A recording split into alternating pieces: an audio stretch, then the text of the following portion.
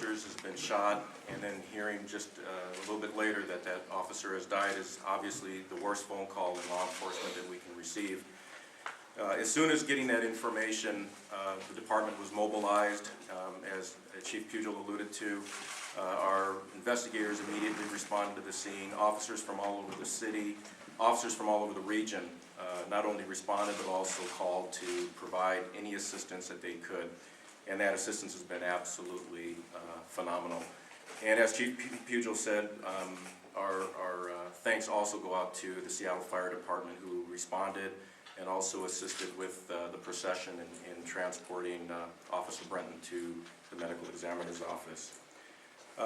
Chief Diaz and I had the opportunity last night and the honor last night to visit with Officer Brenton's family.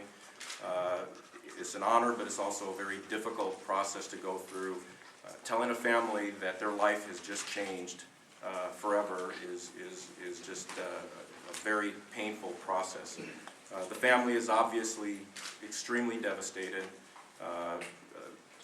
Wonderful family, wife and 2 children, 11 and 8 years of age. The family, obviously, at the beginning when he left for work, certainly didn't anticipate that we were going to come knocking on their door. So we're giving them all the support that we can. The Marysville Police Department has been extremely helpful in providing that assistance to us as well.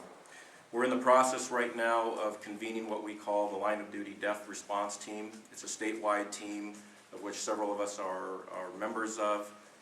It's also in conjunction with the Behind the Badge Foundation.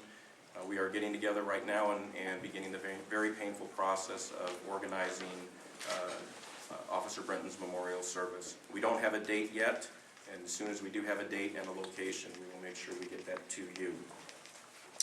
Our officers, particularly those officers who were directly involved in the response to the shooting, we are making sure that they're getting every resource possible to help them through this very difficult time.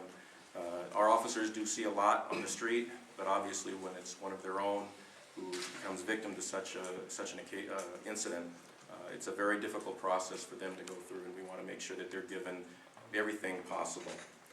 I think one of the things that has really struck me, particularly when I was going home last night at about 5 in the morning, was, in many businesses, if a tragedy occurs, that business can shut down for a day or two, and folks can kind of regroup and come back. And I heard my officers on the radio going out on traffic stops, responding to fight disturbances, not really even having the time to process and grieve what just happened to their comrade. They continue to do the work that they do, and they continue to give 110% to this community. And I just want the citizens of this city to know that they have the best police department in the nation, the finest officers that are out there, and despite what happens, are going to continue to deliver the best service possible. I also wanted to make sure that everyone knows that we talked a little bit about Crime Stoppers. I found out just before coming in here that Crime Stoppers will be offering an award of up to $20,000 for information leading to the arrest and hopeful conviction of the people responsible for this.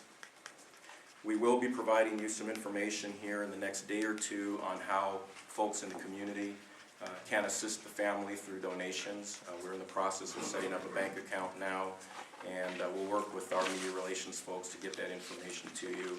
Maybe even by tonight, we'll have that, or at least by tomorrow. As I said before, this is going to be a very painful week, but it's one in which, in many situations like this, we come together as a family.